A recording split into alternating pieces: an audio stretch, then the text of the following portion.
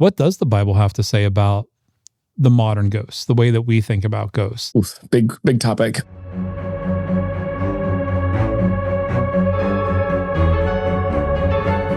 All right, everybody. Today I have with me Pastor Seth Pierce. And, it's a little bit different. Normally we're talking to paranormal investigators or TV hosts or something like that. And I don't have to think too hard. You are actually the first pastor that's going to be on the Ghost City podcast. And when I saw that come through, I was like, wow, this could actually be a very interesting conversation.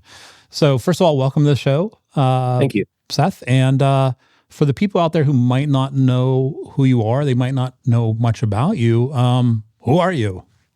Yeah. So as you said, I'm a pastor in the Great Pacific Northwest, and I also have an academic background. So I did my PhD in communication, specifically looking at religious communication, religious rhetoric, which is everything from social media to storytelling to sermons to all those kinds of things. And I was a professor for 4 or 5 years, still adjunct teach, kind of in this interdisciplinary space between religion and communication, and then full-time pastor. So a bunch of different things. So Pacific Northwest, that's one of our favorite areas. We've actually been talking a lot about Bigfoot recently, interviewing Bigfoot people.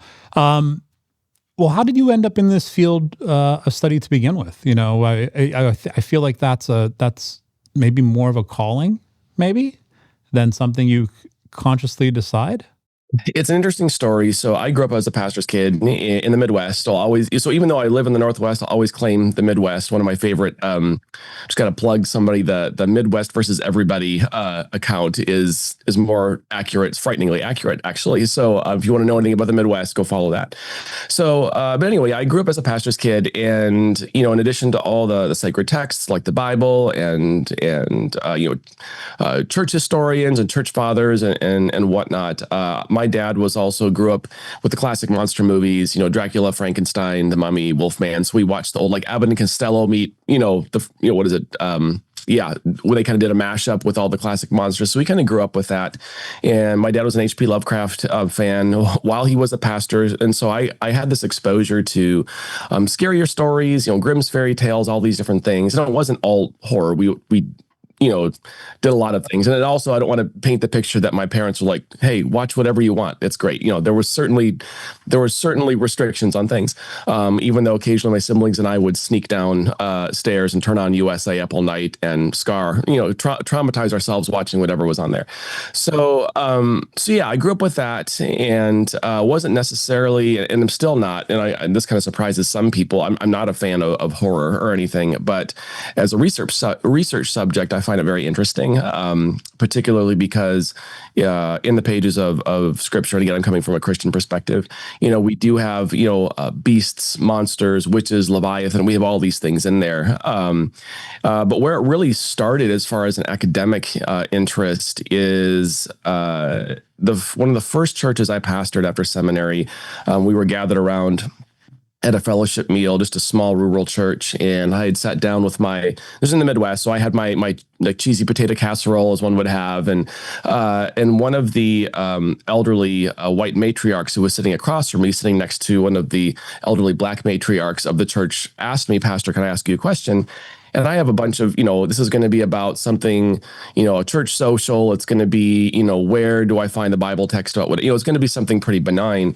And as I was taking a bite of food, she asked me out loud, when God cursed Cain, did he make him black? And I remember choking on my food, right, grasping for a glass of water, not prepared. And I felt like everybody in the room kind of leaning in, it was a horrible, moment, and it's not a question I would want to answer. No. Yeah. And so, I said, no, I was so, taken aback and shocked by the question. I said, no, absolutely not. And just shut it down as quick as possible. But it bothered me because I had never at that point, I hadn't encountered that question. None of my theology classes or church history classes had touched that subject. So I was blindsided. I had not conceived of that question and was caught unawares. And so later, when I was a professor after my PhD, it was I can't remember what triggered it, but it was some moment where, I remember that question. That was a weird moment. I wonder I wonder where that came from. And digging into that question, discovered that when you that there's a connection to monsters. So in Augustine's City of God, he talks about the monster races, and what Augustine is trying to do is basically determine when we see people with different variations, of bodies, not just skin color but other things, are they a product of God's creation? And of course, in his worldview, everything was created by God. So what do we do with these different different human beings from us? How do we process that?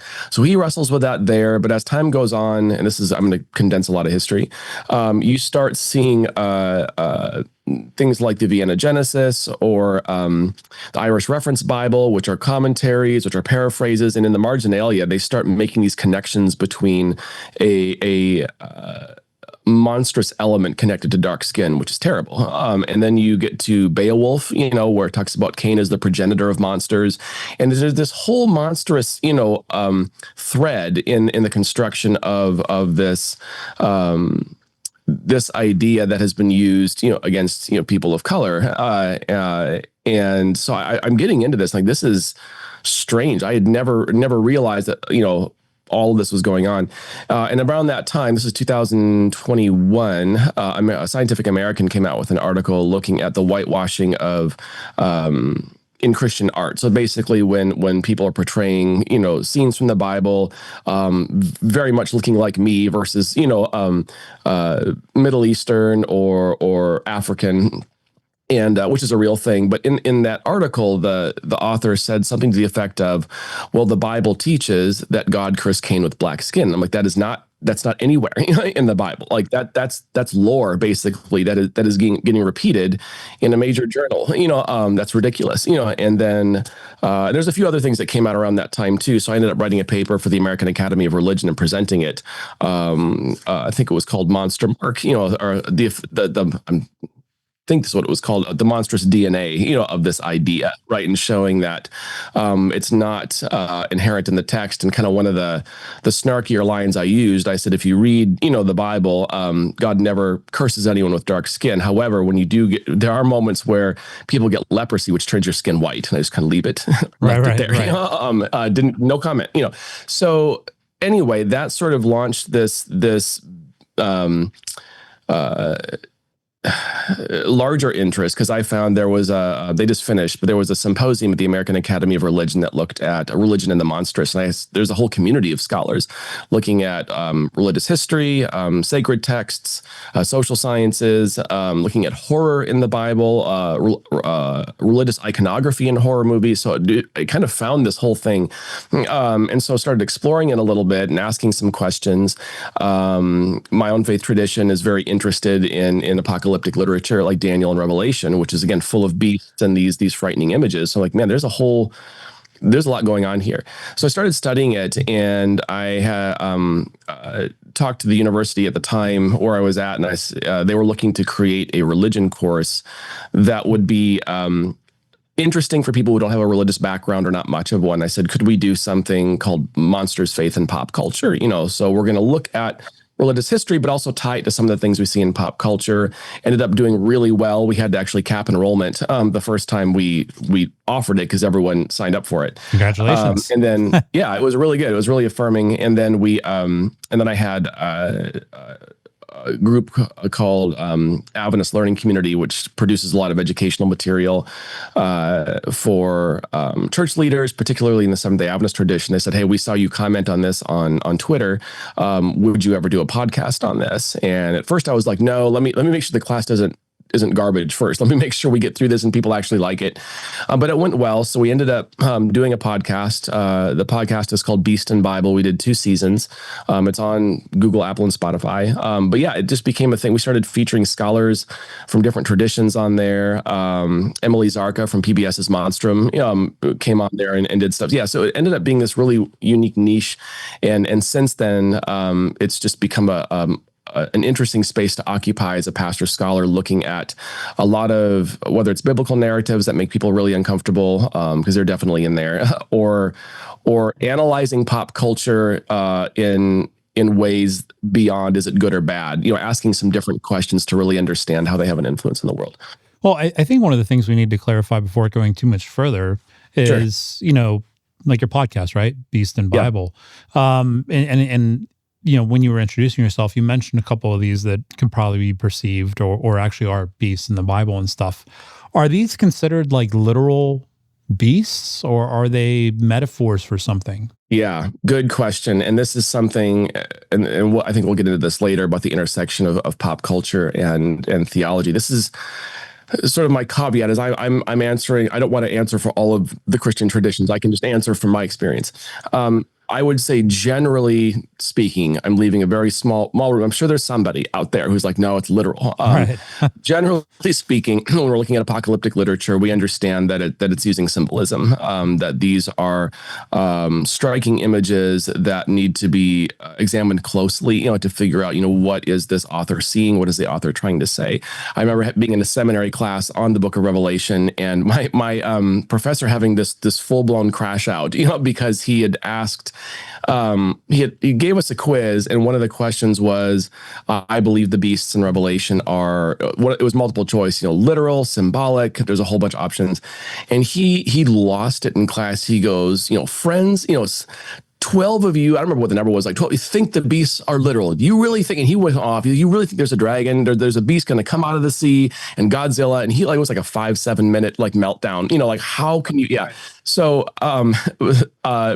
so I would suggest that for most people, we're not, interpreting these things literally. We see them as symbolic. Now, as far as how we decode those symbols, that's going to depend on a lot of different things. But generally speaking, these aren't, despite what many pop culture productions would say, these are not being held up as literal. Yeah, well, I mean, I would actually agree with you there. Some of these creatures, it would be hard to imagine them in real life. Yeah. Like, I think they're trying to make you feel a certain way. But then I guess the next question is, in specific to the Bible or biblical texts or whatever, why were these beasts, these monsters, why were they important to include at all? And again, this is going to depend on what tradition you're coming from. But one thing I point out, because there's a lot of people who get really uncomfortable. Let's not talk about that. That's really disturbing. We don't want to advertise that. And so when you look at the very first part of, let's just say, Revelation, first chapter is, and by the way, I have to say this because this is a pet peeve of everybody who studies this. It is revelation. It's not revelations. Don't put the S on there. Right. If you want to really like trigger a scholar, call it revelations. But the whole book is really meant to be a revelation of Jesus Christ. That's right in the front. And the word revelation just means a revealing. That's where, in Greek, it's apocalypto. Apocalypse just means a revealing. So whatever they mean, from a Christian standpoint, it's going to reveal something about Christ and how God is moving through human history and where that history might be headed. And what we find from most traditions, at least that I can tell, is these beasts represent earthly powers and governments, kingdoms, and many times kingdoms and governments that blend religion with politics end up being religio-political persecuting powers, which is something for people of faith when they've been at their best, have resisted that, to say, hey, we recognize that there is this terrible pattern of as necessary as government is and as beautiful as faith can be. Historically, when these two things start mixing together, there's a lot of dead bodies. This is not great. So I think that particular imagery, especially because they're amalgamations of different creatures put together, they're meant to terrify. They're meant as a warning. And I think one scholar, Heather McCumber, makes the point that you're mixing and matching unnatural categories. These things, four-headed leopards with wings, these things aren't supposed to be running around. It's supposed to indicate that these are powers that have that are contaminated. They are not holy. They're disastrous, and to be wary of them. Now, do you think it was written in that matter? And I already warned you, I'm going to be dumb through a lot of this interview. Do you think that was, the people that were writing these texts and these scriptures, do you think it was their way of almost like a secret communication? Because let's say, these government religious entities, when they combine, like you said, they historically have done a lot of damage, when they intertwine. it's probably not something that you want to go up against. So you think maybe this is just their way of kind of communicating this, without actually calling them out? Like, because it could be dangerous to call them out. Yeah, so there's two schools of thought, and again, looking at Revelation initially, you've got one that says apocalyptic literature is resistance literature. You've got John exiled on the Isle of Patmos, which he says, for preaching the gospel, it's a threat, to the Roman government, the Roman Empire, and so yeah, possibly writing in symbols. I think depending on your tradition, there's others who would say, he's being given a vision. This is what he's seeing, and probably to the best of his ability. Is so overwhelmed. Like this is the best I've got, being in this visionary space. Daniel, which is the other apocalyptic book, and they're connected for most for many Christian traditions, is, in Daniel chapter 2, you've got this outline for King Nebuchadnezzar, right? There's this vision of a giant statue. You're the head of gold, and these are the following kingdoms, and it's pretty open. Like there's no secret, so it's much more brazen. So I think it can be resistance literature, and I also think that it is definitely from the perspective of people who hold scripture to be inspired, that it's a visionary experience, and the Bible author is probably doing their best, to capture what they're seeing. And like I just shared with a class I'm teaching right now, like it opens up and John has this vision of Christ, and the first thing he does is like fall down like he's dead, like he's so overwhelmed he has to be kind of picked up with what he's seeing. So it's pretty intense. I think that'd be a natural reaction. yeah, that's sort of the most common reaction when people have a theophany or an epiphany. Yeah. Well, I guess the other side of that would be, could these have ever been meant as like control, like almost like a boogeyman type character? You know what I mean? Like, hey, if you don't do the right things, the boogeyman's going to get you. And I'm not trying to equate, modern folklore with biblical, Sure. historical context, but Yeah. like, could it have been any element of that? Or is there any reason to suspect that maybe some of these beasts in the Bible were meant a way to kind of rein people in? And Yeah, no, and that's something that comes up quite a bit too. And this is where it gets really sticky, because you've got what scholars are trying to get at, what did John intend? Again, talking about Revelation or the author, Daniel, what do they mean to say? And then how have they been used later, by Christians? And so you've got the biblical text, and then you've got how the biblical text has been used, which there's a tension there. So yeah, I think on the one hand, and again, I don't want to read modern monster theory back into an ancient text. sure. But when Jeffrey Cohen creates monster theory in 1996, and it's since been expanded on, one of the things we use monsters for is to demarcate, what is normal, what is abnormal, what's acceptable, what's not, what's good, what's bad. So there's a lot of boundary marking that happens with monsters. And so certainly I think for that Christian community, portraying, hey, don't go along with these powers because they're monstrous, right? They are not good faith actors. They're terrifying. One of the most striking beasts right now, that's getting a lot of discussion. I've got a social media piece I'm going to drop hopefully tomorrow. Is Revelation 13, where you have the beast that looks like a lamb but speaks like a dragon, right? So you've got this image of something that looks, even Christian, it looks good, and yet there is a forked tongue, and so it presents itself one way, but it's actually, not what it seems to be. And so, yeah. Well, I'm not going to mention any names because it's going to get me in trouble, but there does seem to be a pretty prominent political figure now that if you ask the right people, they'd be like, I know who that is, the lamb with the forked tongue. I'm going to pretend to be a Christian and all this other stuff, but, behind the scenes, I might be up to something else. There's a whole tradition. I mean, some people put it starting about 1867. You've got a group of Christians, Seventh-day Adventists. They're pretty young. They officially formed in 1863, but they start producing materials that actually see that beast as representing Christian nationalism in the United States, which gets them into some hot water in the 1920s and 50s with the Red Scare. There's some interesting history there, but they're not the only ones. There's people who kind of look at that and then they sort of look at some of the dialogue. And again, we'll be careful here. Some of the dialogue around faith and politics in recent years that is making many people, Christians included, very uncomfortable. Well, as an outsider looking in, because obviously I'm not in your field of study or anything like that. Once again, it almost feels like I do agree with you, but it almost feels like certain people use the religion aspect and the fear. I don't know if I'm saying this right, but like the fear that's built into the religion as a way to influence people, in a way that maybe the original material is not meant to be. I mean, maybe I'm saying that the right way. Yeah. Like for You cut out example, a little bit. Sorry. Yeah. oh, I was going to say, and I don't even know if I could say it again properly because I was really stretched my brain power to figure that out.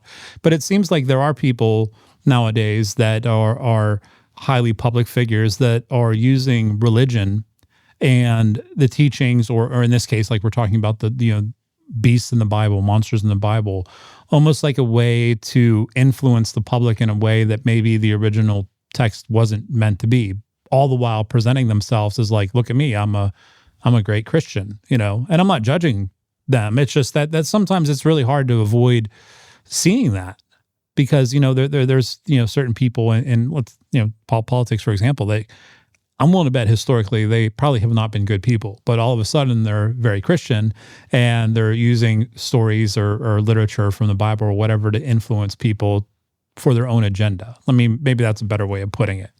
Yeah, and I would say that there's always been, particularly in the United States, pretty well documented. There's always been sort of religious language around politics, religious rhetoric, and you do have, and again, this I'm not. There are sincere, good faith actors at all levels of society, but you also have a long history of people using religion, regardless whether it's Christian or something else, as political props. Right? I need to get these votes. I need to get the evangelical voting bloc, on my side. And I think that's what's so difficult for many of us in Christian communities is watching this, and watching members of our community go along with it. And you're like, while I certainly support religious freedom, and I'm glad that I can practice my religion. I hope everybody has that freedom. I am very wary of people who are really how do I want to say this? I'm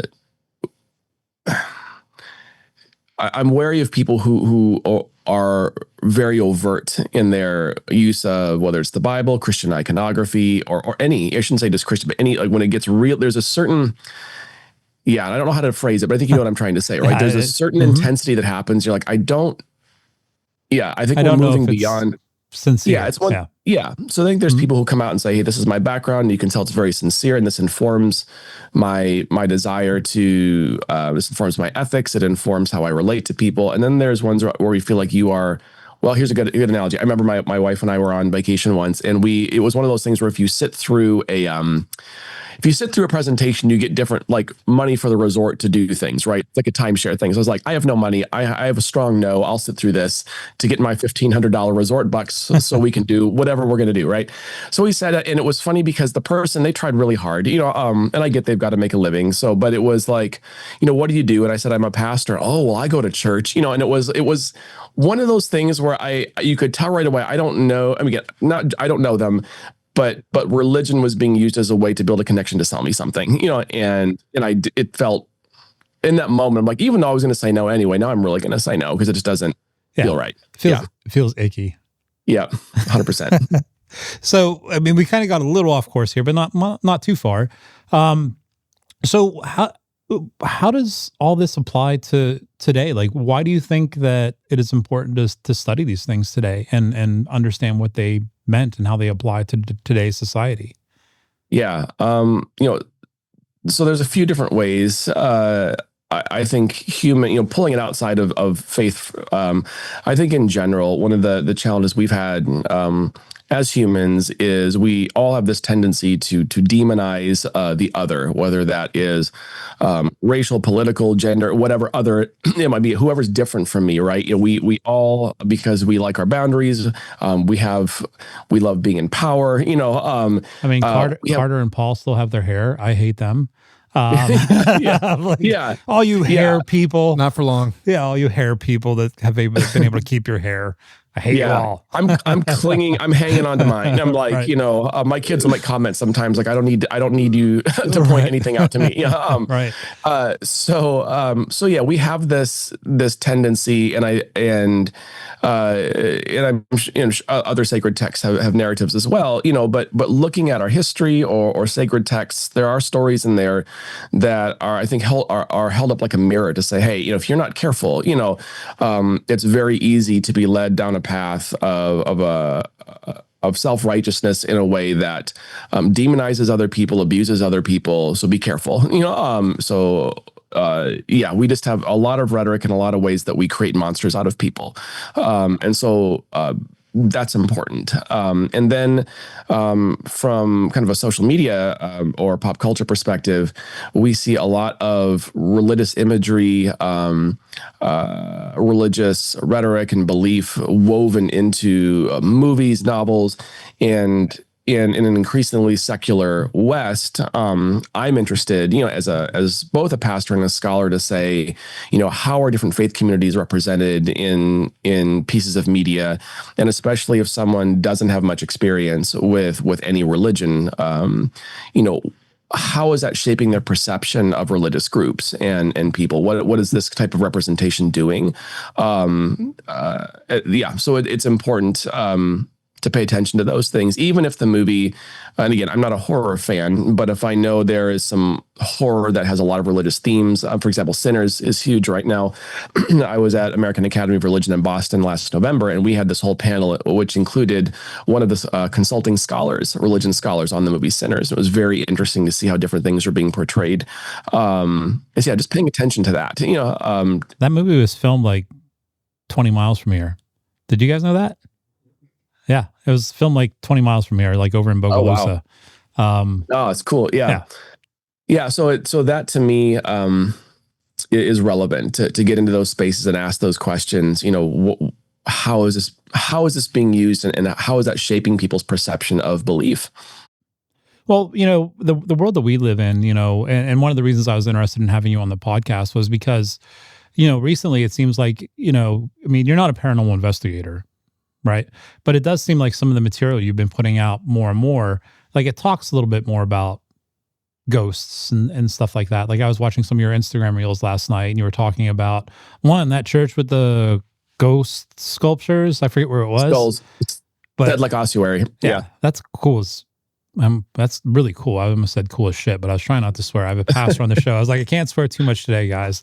But yeah, that was the one that I always point out to people that Martin Luther enjoyed swearing. So right. So we do have figures in Christian history who, yeah.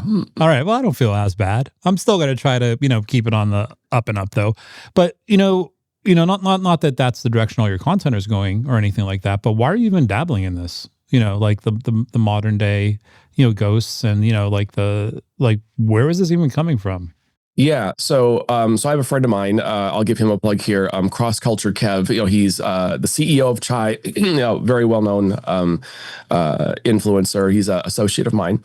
And, he's been bugging me for years. You need to get on social media. You do this research, you talk about these things, you need to put in, and part of it is just being, full-time job, 3 kids, it's a busy time. And I'm like, I don't have time for this. And so anyway, I was invited to do some speaking on social media because my PhD is in communication. So I have stuff to say. I just haven't had the time to say it. And so I was trying to think of what are people, and this is something that actually my friend Kevin would talk about, what do they need to hear from me? There's other people out there, there's this podcast, whatever. So, but eventually I felt like, okay, if I've been asked to go and speak on social media, I need to do this. It's some accountability. So as I was looking through kind of my experience, doing research in this area, and usually for academic monographs, conference papers, these aren't showing up on the New York Times bestseller list, right? I'm like, well, is there anything I could spin off that people might find interesting. And so, so for the Sedlec ossuary, I was doing research in Prague on a few different things, including, church history, the 30 Years' War, the Museum of Alchemy. I mean, Dan Brown's new novel, which I haven't finished yet, so no spoilers, but it's set around there. And so there's all this stuff, I'm like, well, I've got some footage, some really old B-roll footage. Maybe I'll just tell a few travel stories and then try to make a very, very gentle pastoral point. I don't want to be preachy. I don't want to be anything like that. And we'll see what happens. And so I put out a couple videos. One was doing research on the witch trials in Pendle, England, and I just talked about some unique experiences I had there. Another one was at the Museum of Alchemy in Prague, and talking about the alleged connection between the 30 Years' War and what that did to belief after that. And then I did one that you mentioned, the Sedlec ossuary, which is this bone church essentially, and they took off. I mean, they blew up, and I was like, okay, so this seems to be something interesting. There's a lot of interest in it.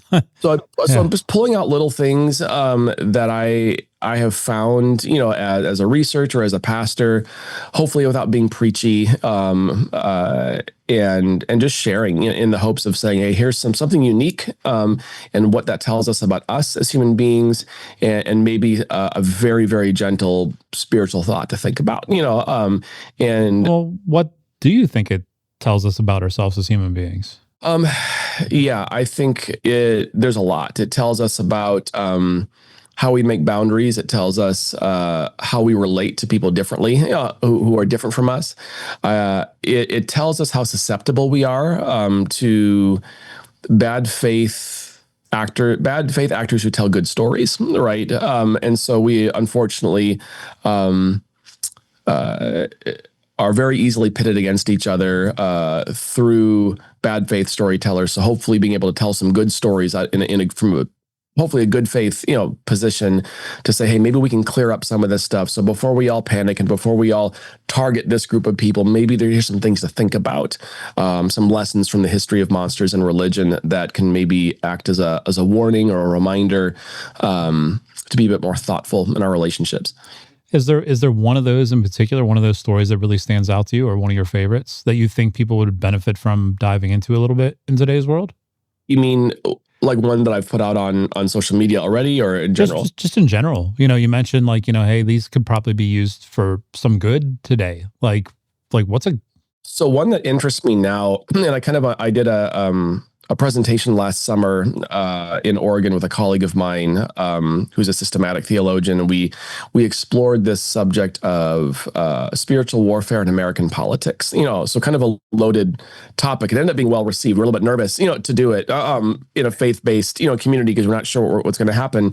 And I kind of did the historical piece, and then she did sort of the theological, and therefore what should we, I'm kind of like, here's where we've been, here's where we are, and then she came in and did so what do we do about this, and in the process of researching that, kind of looked at some of the dynamics with the Red Scare and how people like J. Edgar Hoover working with, and this sounds like a conspiracy theory, but there's a book, I think it's Yale University Press, called The Gospel of J. Edgar Hoover. Like, there's peer-reviewed research on this, how J. Edgar Hoover, the FBI, worked very hard with evangelicals to sort of put this white nationalist spin on Christianity and to put it under the umbrella of Americanism. When everyone is scared of, communism and everything else. And what's so difficult about that is there certainly were spies and communists and bad faith actors, right? But when we get into a moral panic, what happens is, as a society, there is a thing to react against. A thing has happened, a situation is there, and you have to respond. But there is a history of reacting so strong that we actually end up in some ways doing more damage, than the initial threat, right? And so when I'm watching different discussions happening on various religious groups, communities, that I see a lot of the rhetoric that I see happening comes from the 1930s, 40s, 50s. Like it's recycling. And it's really interesting. Like, it's almost a one-to-one. Like, we still have these like Stanley Cohen would call folk devils, right? Where there are these scapegoats, these boogeymen, if you want to call it that, and we go there. And the challenge is not that, there are certainly some incidents and things that exist, but we are so uncritical with how we deploy certain accusations, and it really comes out of propaganda studies, which is also something that falls under communication. And so, yeah, for me, it's really concerning to say, hey, I don't think we're being thoughtful and reflective. We're being reactionary. We're being accusatory, and it's just making more noise and dividing us even further. Can we take a look at? So in this case, I would be very interested to do a little bit more work, particularly because we have people who lived through that, and I mean they're still around, and then I would say probably something that I've done a little bit on and doing more on, along with several other scholars, is the satanic panic of the 80s, 70s and 80s still is in play. That's one I do remember a little bit of. I grew up in the 80s, so I'm like, okay, I remember that one a little bit. It's interesting from a societal, but also individual perspective. This idea of fear, and how this all works. You're describing fear on like mass scale, like in a way, like I at least want to instill fear in the masses. I'm not even sure how I want to ask this necessarily, because I don't want to come across the wrong way. Sure. Why is it important? Like, does that make any sense? Like, why? A lot of people, when they think of the Bible, at least in my experience, I'm not saying this is everybody's experience. I'm not even saying that I'm right, but it seems like throughout my life, I've met many different types of Christians, and there were some Christians who followed, the word of God and Jesus because they believe that that's the righteous and good thing to do. I've also met quite a few people who have done it simply out of fear. I don't want to go to hell. Where did that creep in? Like for people, because I would think that, and I'm going to be completely honest, I am what do I call myself, guys? An unwilling atheist? Is that what I call myself? Or because I am an atheist, but I don't like being an atheist. Like I have a lot of great respect for Christians and Muslims and everybody else. I actually think religion is a good thing, and I have nothing against it. Yeah. And I wish I was a Christian, but my brain just can't get me there yet.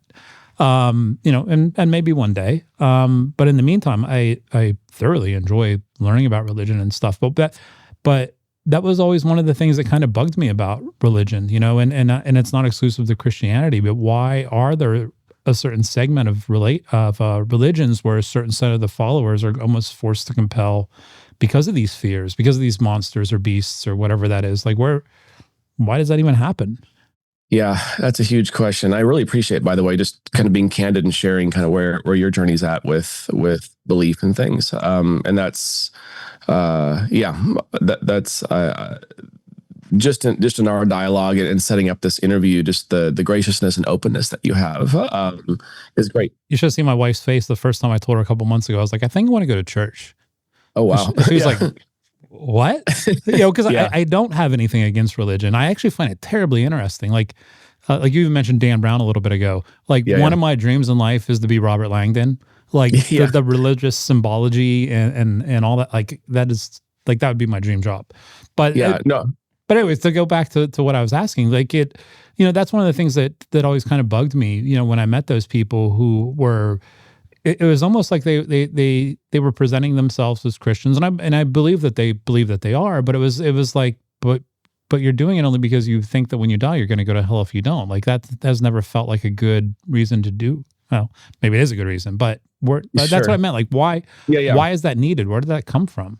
It's a huge question, and so I will give one possible strand. I mean, it's going to be a far more complicated question.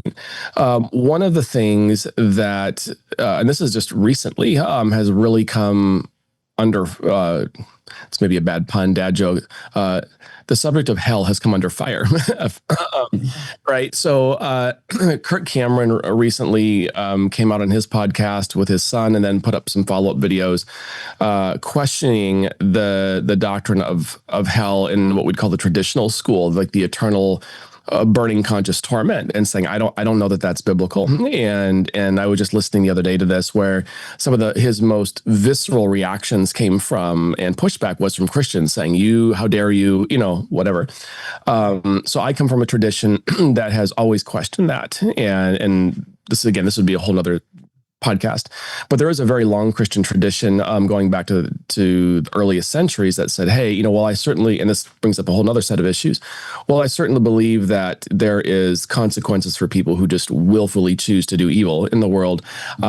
This picture of a God who basically barbecues people forever, that doesn't sit right. I don't like that. That doesn't seem like justice. That doesn't seem to fit a character of a loving God and a just God, right? So long tradition. Rob Bell brought this up in the early 2000s, was excoriated for it. But what's happened through a variety of scholars, respected scholars, John Stott is one, people associated with Francis Chan. He wrote a book called Erasing Hell. Anyway, there's been a lot of questioning on this. And back to your question, I have heard the sentiment that one of the biggest makers of atheists is this idea of eternally burning hell, and Christians who seem to love that imagery. I mean, we've got writings from people in that traditional school who actually will say things to the effect of, part of the joy of the righteous is watching people burn in hell, which is like horrific. Like, what an awful thing to say. So I think there's just some doctrinal things that have become embedded that have been used as a great bludgeon, a great tool to sort of say, hey, if you don't, then it's eternally burning torment for you. And we know fear is not a great way to lead, but it works, right? You can motivate people, you can threaten people with it. It's a great tool to put yourself into power, and it sells. I mean, one of the hardest, one of the most frustrating things as a Christian coming from a tradition that says, no, I don't agree with that, is watching how popular that is and how quickly that takes off, and it's discouraging sometimes, saying, hey, there's this whole other school of thought that it isn't as small as you think it is, but it doesn't get the airtime because this is journalism, right? If it bleeds, it leads, right? We want the ragey crash out pastor in Tennessee, hunting witches and sending people to hell. That's gonna play. No, we don't want like the quiet, thoughtful, church that's saying, hey, God loves people. That's not going to play as much. Yeah, I mean, it's represented everywhere. I mean, whether it's an episode of The Simpsons, I'm sure you've seen those. Bart and Homer go to hell, and or it's those, I don't know if firebranding's the right word, but there's those really hardcore preachers. Like my wife and I, we've been watching the show lately called The Waltons. I don't know if you ever heard of it or seen it. I've heard of it, but I haven't seen it. Yeah. Yeah. It's a 70s show that, it's a Depression era family in Virginia that happens to go to church all the time. And like, they got a new preacher one day and he was one of those holding the Bible up, screaming at everybody, if you don't follow Jesus, you're going to hell. And, all that kind of stuff. And, like those ones always seem to get the attention. Like you said, it's not necessarily nice caring ones because those are boring, right? Yeah, those are boring. Yeah. Actually, one of the best, I say this in quotes, right? Christian, movies that come out was Wake Up Dead Man, the new Knives Out mystery. Powerful film, and actually featuring just watched that 2 weeks ago. Yeah. Featuring, clergy with some very thoughtful handling of very difficult questions. And so there is hope, it does happen. But yeah, and then I would say there's a really good book that I would recommend to people by Jason C. Bivens called Religion of Fear. And this is going to look at the it's not a modern phenomena. We see this happening all over the place through history, but he really looks at contemporary evangelicalism and what he calls the erotics of fear. So in a lot of messaging, what ends up happening is, if you have a fairly traditional conservative evangelical community, they're not going to be watching anything, or at least they won't tell you, they're watching anything, salacious or violent. But what will happen is in the preaching against those things, the videos will be loaded with the same horror tropes, the same nightmarish imagery. And so there's this weird dynamic, whether it's the Left Behind series, whether it's Jack Chick cartoons, whether it's what they call judgment houses, which is like the Christian version of a haunted house, which traumatizes people, right? All the horror tropes are deployed to warn you against other horrors. So we get to be titillated with all the scary stuff, right? Warning us against all the scary stuff. And what happens is fear really becomes part of the communicative currency of Christianity, it just becomes part of culture, and so part of the work I do and others do is saying, hey, let's call a time out here. We keep screaming about this, but where does this come from? Is this something that we can see is biblical, historical, or is this basically what I would call Christian lore? We have told these stories, and we've told them for so long, we've told them effectively, but they've embedded, this sort of fearful, judgmental vibe, in the church. Maybe it's time to drop that. Well, that part of the church who operates in that manner. I mean, I guess in my mind, one of the best questions I might be able to ask to further this conversation is, what's the end game? Mm. You know what I mean? Like, what are you trying to accomplish? Like, is it truly that fear you're deploying is actually coming from a place of caring because you are so concerned about, their eternal souls that you're willing to, and I'm just guessing here. I'm not assuming this is what people think, but it's almost like, I'm going to make you feel like shit, about who you are and your sins and all this other stuff. But I'm only doing that because I care about you so much. I guess that's like that. I guess that question is the best way to put it. Like, what is their end game? What are they trying to accomplish? Yeah, I think there's several possibles. One, I think you highlighted. I think there are people who grew up. That is the way it's done. That's just how I've been taught. And there really is a genuine fear. If you're believing in this traditional hell, and you love people, you're gonna warn people about that. So, and even if it's coming from a place of concern, the method sometimes doesn't reflect that. And then you've got people who are,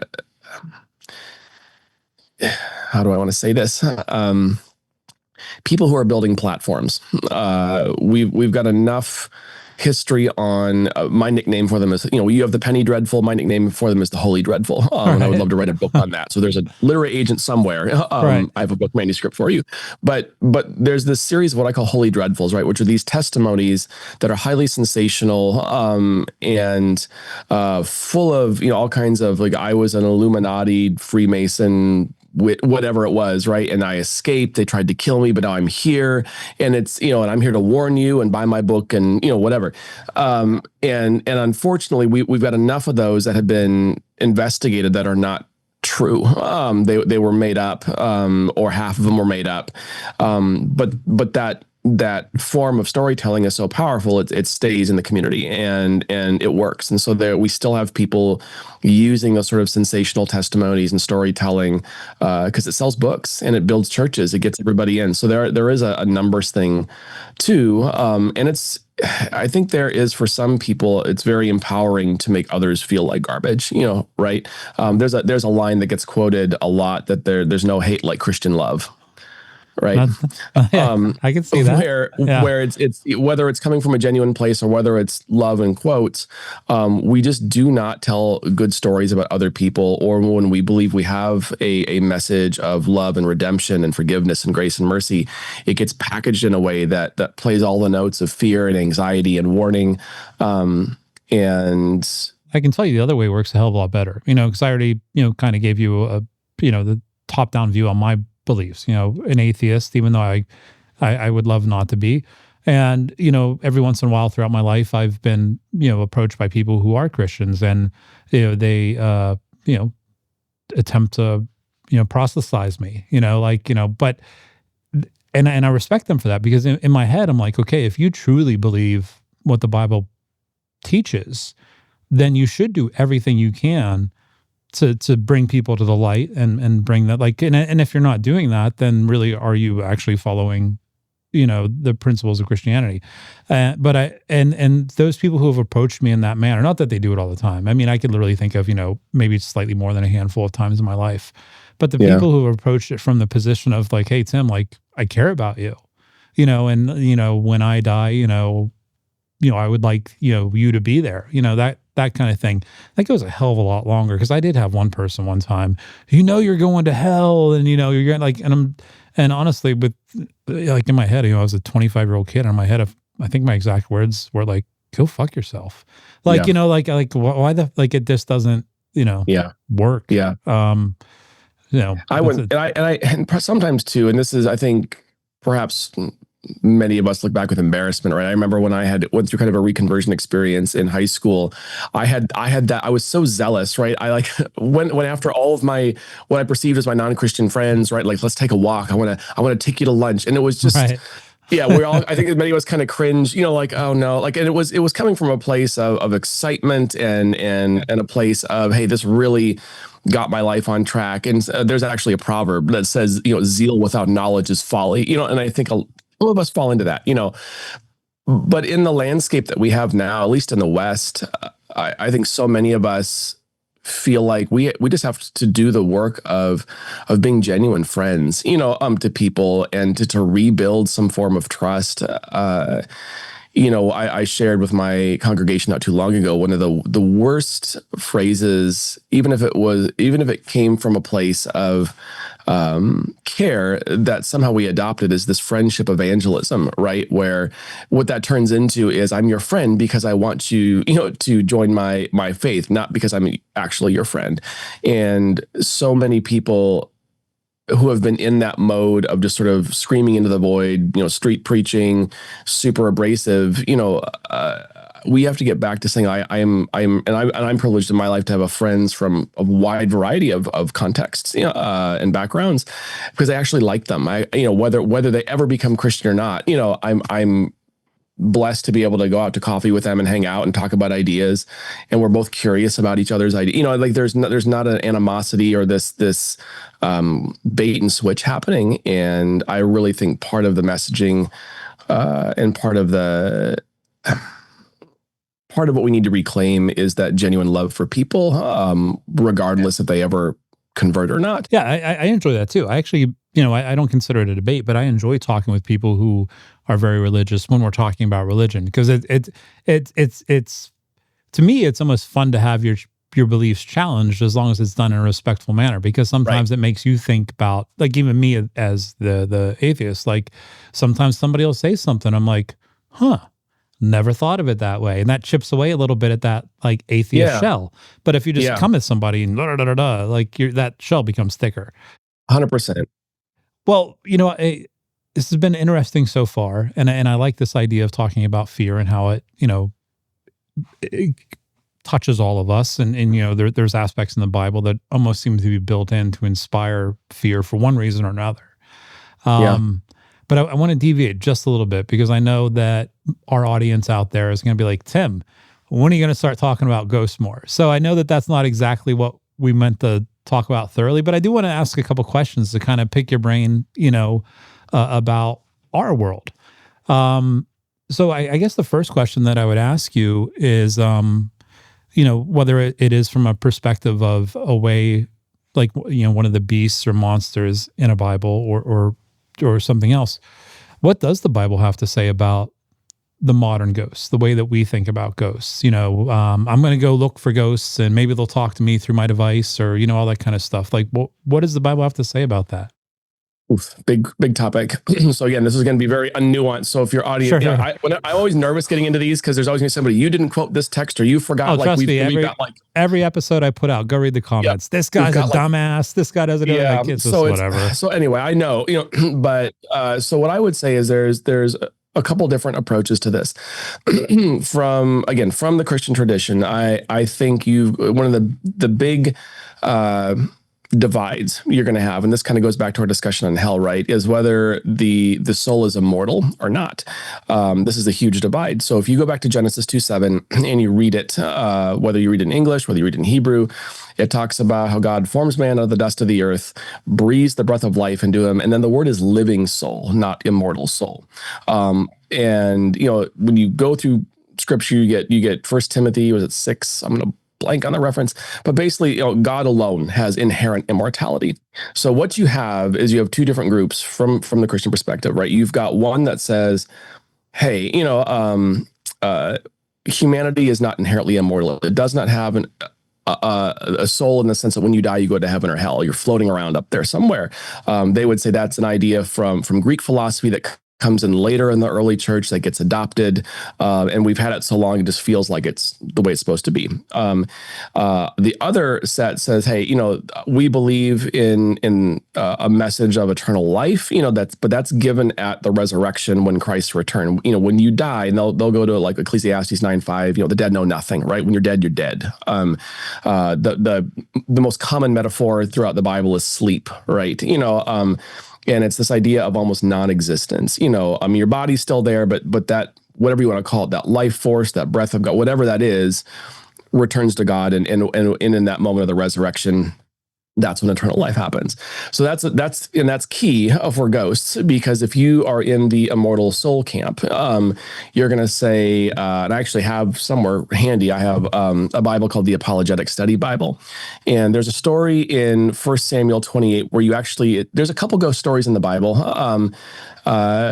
And the most famous one, arguably, is the story of the medium of Endor. Sometimes she's called a witch, but she's not a witch. She's a medium. There's a specific word in Hebrew for witch.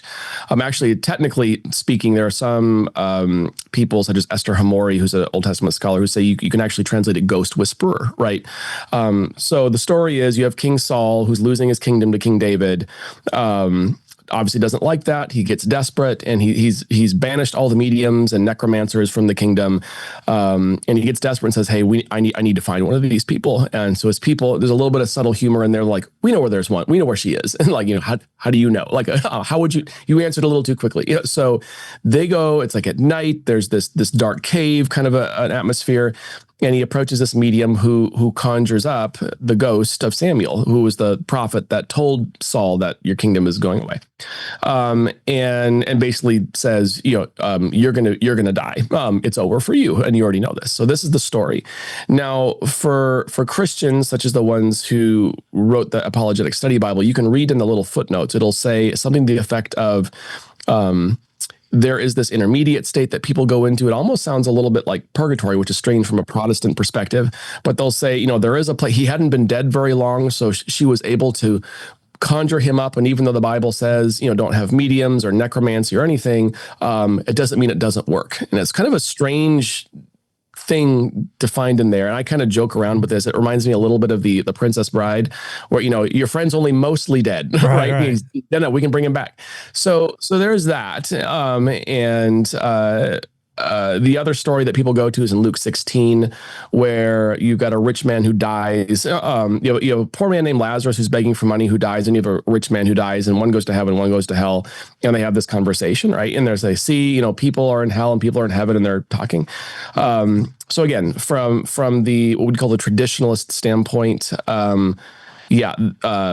you die, their souls, they're talking, and if you go through the right medium, maybe they can come back and say something to you. The other school of thought says, no, that's not what's happening. They would look at Luke 16 and say that's a parable Jesus is telling. It's to illustrate a story related to justice. There are not people in heaven and hell talking to each other. That's not what is happening, And then when they would look at 1 Samuel 28, there's a couple different interpretations. One, they would look at, I think it's Isaiah. I'm going to blank. It's in Isaiah. I'm going to blank on the reference off the top of my head.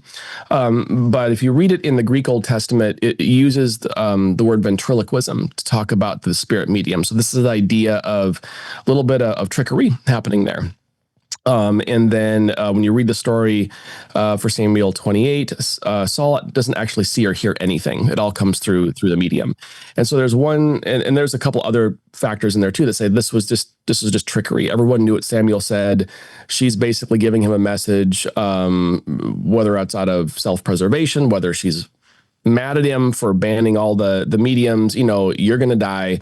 And you read the story later on, and he's so overcome during a defeat with from an opposing army that he falls on his own sword. He kills himself because of it. So there's that. A lot of others would say that when it comes to ghosts, you're not dealing with, grandma Ethel. That's a demonic entity that's impersonating. Yeah, we hear that a And lot that too. school of thought particularly shows up. It's been there, but it really takes off in the 19th century when you have the rise of modern spiritualism. When everyone is blown away because the Fox sisters have these wrappings in New York, and a lot of Christians sort of take that as we have scientific evidence now of the afterlife, and in light of Darwin's on the origin of species, and we've got proof, whatever. But a lot of traditions, particularly some of the Adventists, but others are saying, no, I don't. I think there's a combination of trickery, and there's a combination of demonic forces that are impersonating, because what better way to derail God's people than to show up as cousin Steve and feed misinformation to somebody who thinks they're having a conversation with a relative. So from a modern perspective, you'd say either ghost manifestations are a combination of psychosomatic, environmental fear creating things, or if you have a more of a supernatural worldview, it's a demonic entity that is. Well, what if there's an option C, which is that it has nothing to do with religion, and it's more of like an actual physics. And by the way, I don't know this. I'm just like making up shit as I go, like just keeping the conversation going. Because there has been times where I've been talking to people who like straight up, hey Tim, how can you believe in ghosts if you're an atheist? That means that you don't believe in heaven and hell and all this other stuff. And always clarify, I'm like, I'm not saying I don't believe it. I'm just not at that point in my life where I can form that in a way where I can believe it 100%. But well, still, Tim, if you're not religious and you don't believe in those things, how could you possibly believe in ghosts? And I've always just resorted back to, well, maybe it's just physics. If we are energy, maybe it just has nothing to do with religion. I'm not saying I'm right. I'm probably wrong, but it's a good question. There's a book by Rob Bell called What We Talk About When We Talk About God, and he kind of opens up with a chapter on science, and he talks about ghost particles, right? And this idea that you have things in science, that do things that we can't explain. Things appear and then they appear somewhere else, and so certainly there could be phenomena, whether it's sentient or not, whether it's got. But there's weird stuff that happens in science, and there's weird phenomena. So certainly that could also be a space. But I think for most people, if you're talking about a sentient apparition that's interacting, most people would from a faith background would sort of classify that as either a demonic thing, or there are some who maybe have more of an eclectic view who would say, hey, I think this is it might be cousin Steve, and this is the way the Lord is working. But again, you're gonna find a little bit of variation on that. But I would think most, I'm always careful I say it, I think most people in the Christian tradition, and maybe others too, would be wary of that. I mean, yeah, the number of times that I've heard exactly what you're saying, like in Facebook comments when we put podcasts up or articles or whatever, the two big ones are everything's a demon and it's fooling you, or the only ghost is the Holy Ghost. The number of times like those word for word have been said by who knows how many people. And I think one of the third categories that or fourth category, whatever it comes up, is there is a phenomena. I'm still researching it, so I hope I don't butcher this concept. Semantic priming, right? So if I grew up in an environment, and whether it is an environment that has a religious belief system with ancestor worship, or whether it's a Christian tradition that talks about the demonic or whatever, and I encounter something ambiguous, right? And there may be nothing there. It may have just been dust and light hitting each other, something weird. There is an, I don't know, but there is an impulse to say, oh, demon, ghost, ancestor, whatever. And because it's more comfortable to be able to put a name on something than to have it be ambiguous. Like, I don't know what that was. And so what I have found too, and I know others in other faith traditions have found this as well, is there are some things that as a default, if I can't explain it, I'm very quick to label it. Well, it must be demonic, or it must be this. And versus saying, and this is again why we do some of these pieces of research to say, let's before we go there, before we start labeling, let's maybe slow down and not necessarily as a paranormal investigator, but let's really think through before we just jump out there and start saying stuff. So there's always kind of a space that's held for, yeah, certainly there's the historic biblical worldview. It has a supernatural worldview, but we also acknowledge there are things that happen that are just strange, and we may not be able to explain it. Yeah, and I think the danger in that is, when you come across something that is unexplainable, at least as we know it now. I mean, ghosts is a good example, and people try to explain that away or present it in a logical manner. But what they're really doing is simply layering more unknowns on top of an unknown, on top of an unknown, and all of a sudden you have something that resembles more of a belief system than somebody actually trying to figure out what this may or may not be. Actually the Bigfoot thing, we've been doing a couple of Bigfoot podcasts, it's the same thing. People are like, Bigfoot was there one minute and he wasn't the next. And then all of a sudden they're like, oh, he must be able to travel dimensions and make himself invisible. Wait a minute. So you're trying to explain something that we're already not even sure exists by layering more mystery on top of that. And that's somehow getting us closer to the answer. It's getting it further away. Yeah, I think we have a hard time saying I don't know. Yeah, sometimes exactly. That's really hard to say. I don't know. Need more information. Yeah, the way I've always described ghosts, just because of who I am, and we used to do these ghost hunts all over the country. It's very simple. Strange things happen for some reason. We're very good at documenting them. I have no idea what it is. That's Tim. What's a ghost? That's my default answer every time. I don't know. Yeah. All I know is that strange stuff happens and we're able to document it, whether it's recording something on a device or every once in a while on a video camera. And honestly, I haven't done that kind of stuff for years. It's like, all right, I'm convinced weird stuff happens, but I don't think I'm ever going to find out the answer until, I made that joke earlier in the podcast. I'm not going to find out the answer until it's too late to tell everybody else, Yeah. Unless unless those people who believe in the living soul versus the eternal soul are correct, and when you're dead, you're just dead. Which then I guess I won't have the answer then either. So we're all screwed with this question. Do you think that the religious aspect of this whole ghost subject is why people fear ghosts so much, or is it more of just, I don't know what it is, because if they're being told or they believe or whatever, oh no, that's actually a demon. When something weird happens in your house or whatever, that's actually a demon. I mean, if I believed that, I would be pretty frightened and fearful. Do you think that's a good thing? It's a really good question.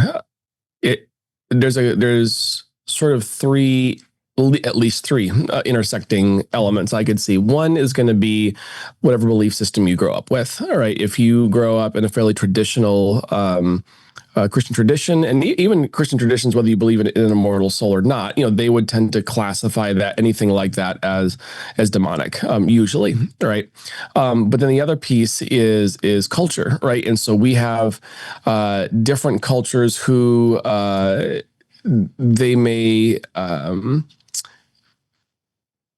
belong to a certain religion, but then there are certain folk stories and things that also are a part of their makeup, right? So you can have someone, and we've seen this too. I've got friends who have been missionaries where they can go through and they work with people and they develop a Christian community in a different place, and even though they will hold to a certain set of beliefs, those other beliefs will override, so they would encounter something and go right to a demon or right to something like, well, it was just, a rake fell down and a broom fell down in the attic, but but they've grown up with something. So that gets messy too. And then the other factor you have is media. And there's been some research on this, particularly in a book called The Exorcist Effect, which came out a year or two ago, which looks at how horror media, particularly supernatural horror, gets into this sort of weird cross-pollinating system with people claiming to be, whether it's ghost hunters or exorcists, whatever. And so a lot of people, even if they grow up in a Christian tradition and they've got a very strong sense of how the supernatural works, they've got a meta narrative that says, hey, the soul isn't immortal. If you encounter an entity that's demonic, whatever, but their primary source of information about the demonic is Rosemary's Baby, The Omen, The Exorcist, The Conjuring is a big one, something like that. Those ideas are going to get mixed up. So they're going to be terrified, so versus a Christian tradition, which largely historically has not had a lot of bells and whistles for an exorcism. It's just a simple prayer of faith, trusting in the power of God. Boom, we're done. But that's not usually how that gets portrayed in media. So you get some weird ideas. Never how that's portrayed in media. What? So that's never how it's portrayed in media. No, it's you wouldn't be able to have a trilogy with that. Right. So there's some weird cross-pollination that happens where I've encountered people saying things, preaching or doing seminars, and I'm thinking that is not actually in the Bible or church history. That actually comes from horror movies in the 70s. And it gets all mixed up. So it's messy. Well, the other interesting aspect, not to dive into this whole demon subject too much or anything, but I guess we're talking about fearful things from the Bible and beasts and all this other stuff. You mentioned earlier that there is a certain percentage of the Christian religion that doesn't believe that God would send people to hell, right? Like this idea of, I think you mentioned the idea of turning them into an internal barbecue or something like that. Yeah. But on the other hand, that's where demons are supposed to come from, right? Mm.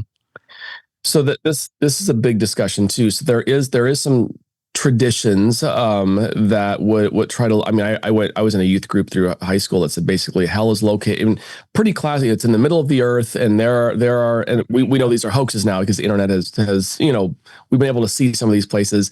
If you go to this hole and you listen, you'll hear the screams of the dead.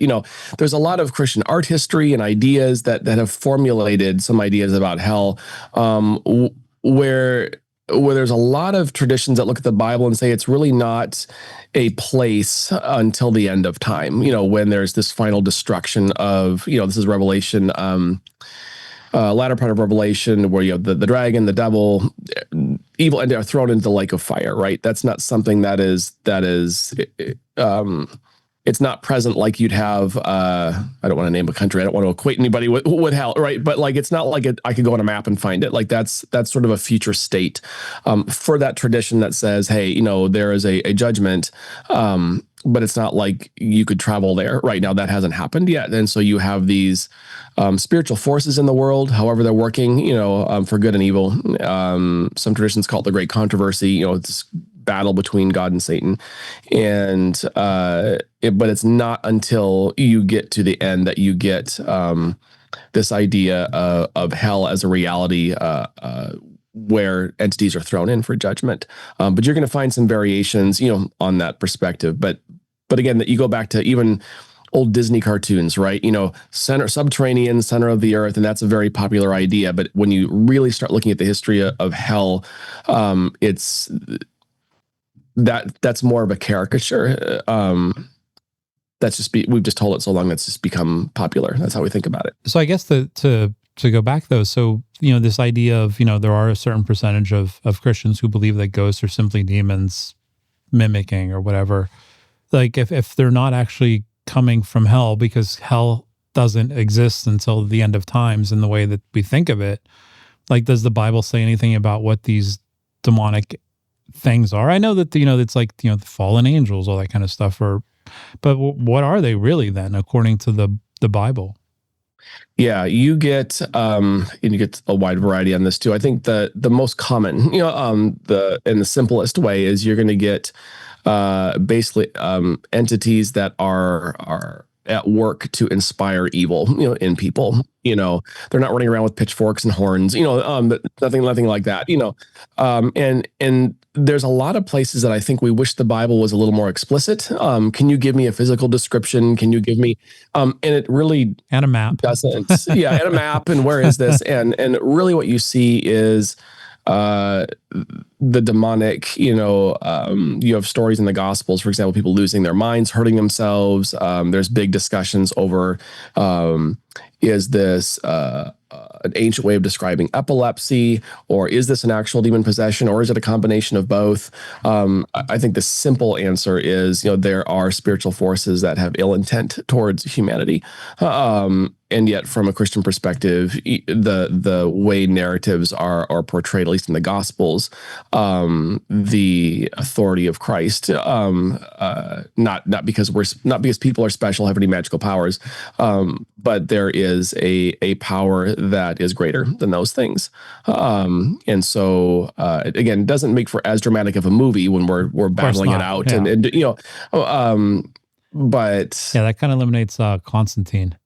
yeah. So, and again, I mean, visually striking, they're compelling stories, but then again, that's where you're getting a mix of a bunch of different ideas together. And again, we've told kind of these stories for a long time where they get embedded, and again, they're useful. I mean, telling a scary story is a good way to get attention. There's a lot of research on why we like scary stories, and they're effective. So. Well, as a company that does ghost tours, what does that research say? Yeah, we like, so because maybe I can learn some new tips and tricks. Yeah, there's a few TED Talks actually on this. A couple things. One is anything scarier, and this is why clickbait works too. When we get something frightening, fearful, dramatic, I mean, we're wired to look for danger. It's how we stay alive, right? So if I see that, I'm going to be drawn to that situation. And from just a human survival perspective, it's safer for me to label it as something monstrous, because then I can be on my guard versus, oh, it's just the wind, If it's not the wind, it could kill me. So it's safer for me just to go to the worst case scenario. The other thing people notice is there is for some, not everybody, it's almost a catharsis, right? I'm going to sit here and I'm going to confront my worst fears. I'm going to confront this horrible thing. I'm going to be scared. It's going to be gross, but I'm going to survive it. I confronted it, and it's almost cathartic for some people. And then there's a communal aspect. So a lot of people get together, watch scary stories. We're all scared together. We all go through this together, and it's not real, so I can laugh at it. It gives me a sense of power over this stuff. There's even some one author who does a lot on horror and faith is Brandon Graffias. He has a new book called Scared by the Bible that just came out, and he talks about how it's almost like in some ways like instructions for living. If I was in a dangerous situation and some masked killer was approaching me, and what might I do? And I'm going to watch this movie that's going to tell me what not to do. Which is why we all scream, "Don't open that door." We all know it's teaching us something. And I had another thought of why. But there's several reasons why they resonate with us. Those are just a few that I can think of why we're drawn to scary stories. Oh, another one that's pretty common is post-enlightenment. When we're able to explain so much of the world. For a lot of people, that disenchants the world, and that can be a very frightening thought. Like it's just me and the trees and the grass and the materials. There's nothing else, right? And so and Augustine would describe it as that God-shaped hole in your heart. We're looking for something transcendent and spiritual, and so those stories, whether they're ghost stories or monster stories, sort of fill that. Like the world is more magical, than we think, and that for some people that can be a hopeful thing. It's not just me here. There's more to life. Yeah, because otherwise it's pretty lonely. Yeah. Well, I told you we are going to keep you an hour, and by the way, I could keep talking about this for a while, and I'd probably get better at it as we went on. But we've already been here an hour and a half, and I don't want to take up too much of your time. So what does the future hold for you in regards to this? You mentioned the idea of putting together a couple books. You are you're active on social media. Where is all this taking you? Some of that I don't know. It's just sort of a little bit of a journey, and that I think that from my conversations with other people who create on social media, they kind of have found that too, where like I just was sharing, wasn't sure if anyone was interested, and they are. They are. What do I do with this? Yeah. So some of that is discovery. For me, it brings me into conversations with people like you, and others that are stimulating, that are interesting, other perspectives. I've been amazed at watching the different people who interact with my content and having conversations with people I never would have had otherwise. And just from a personal perspective as a pastor, church work is very busy, clergy work is very busy, and it's very easy to get into a bubble, where you're just doing church work with people who think like you. And so it's refreshing to be able to have conversations inside your faith tradition and outside, and meeting new friends. So there's that. And you mentioned a couple books. I'm right now, I should be further along than I am, but we're making progress. That's life. Writing a book on religion and theology in Castlevania as part of TNT Clark's religion, theology and pop culture series. So that'll be a monograph that'll be out hopefully maybe late 2027, maybe 2028, depending how long editing takes. And that's an imprint of Bloomsbury. So I'm in that academic space, but I'm wanting to do some more general popular work, and part of that means I have to start courting an agent, which intimidates me. But wanting to, I think that the big goal is creating content that helps people be informed, and aware, but a little less scared moving through life, and to pause a bit more before we caricature people, or just to be a little bit more thoughtful with how we move through life and how we interact with others. We need more of that. Yeah, especially in today's world. I'm sitting here thinking, man, if that's your goal, that's a tall order right now in 2026. Yeah, it is. So just hopefully, if someone finds my content, they'll walk away with some unique history, and also maybe something that might be inspiring in the ways that we move through life and interact with other people. Well, if you want them to find you, they're gonna have to know where to find you. Yeah. So at Professor Pierce is my handle on Instagram and TikTok. That's where I'm posting my content there. It's a busy season, so I initially started with the goal of once a week. It's getting to be more like once every 2 weeks, but it is active. And then I do have a Substack that desperately needs encouragement. Right. It's called Info Demonology, and the story behind that is it looks at a discipline in communication called infodemiology, which is kind of the study of the spread of misinformation and how that creates panic and harm. And then, demonology, of course, being the monstrous connection. And so for me personally, one of the things I and many of my colleagues care about is how people, particularly people of faith, will spread misinformation for the purpose of terrifying people and splitting them apart. So trying to put out information to say, hey, let's have a thoughtful, reflective conversation about this, before we all panic and bring out the torches and pitchforks. Let's maybe slow down and get some good information as we talk about these things.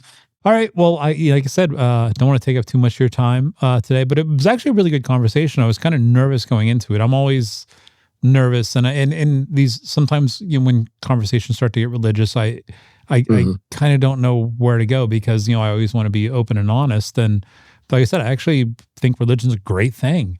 I just haven't been able to find that in my life right now, but I'm still searching. I haven't given up. One day I'll get there, but I love being a dialogue partner for where, if anything I can say is helpful or encouraging, just let me know. It's always a privilege to be able to have people trust you enough to get into these kind of conversations and feel safe enough that you're not going to, do something horrible in the conversation, but really just be helpful. It was really a pleasure having you on today, and I really enjoyed our conversation. Me and too. Look forward to maybe finding another subject we can dive into a little bit deeper in the future. Yeah, love it. All right. Thank you. Yep, no problem. Thanks again. This episode was brought to you by Ghost City Tours, your guide to the haunted side of history in over 25 cities nationwide. From restless spirits to unsolved mysteries, our tours bring the dead back to life. Book now for a haunted city near you at ghostcitytours.com. Be sure to subscribe to the Ghost City Podcast on YouTube, Spotify, Apple, and wherever you get your podcasts. And remember, stay spooky.